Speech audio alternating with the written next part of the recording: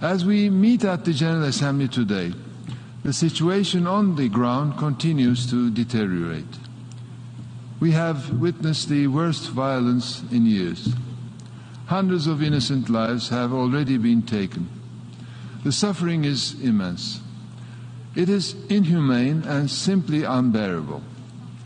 I'm extremely concerned about the protection of civilians, particularly amidst continued bombardment of Gaza, and for international humanitarian law.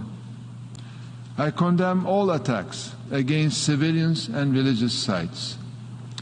It is particularly heartbreaking that the escalation of the attacks began at the end of the Muslim holy month of Ramadan.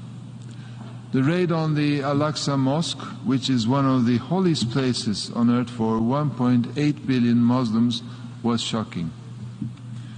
I once again urge display of respect to all places of worship, including Al-Aqsa Mosque, Al-Haram al-Sharif.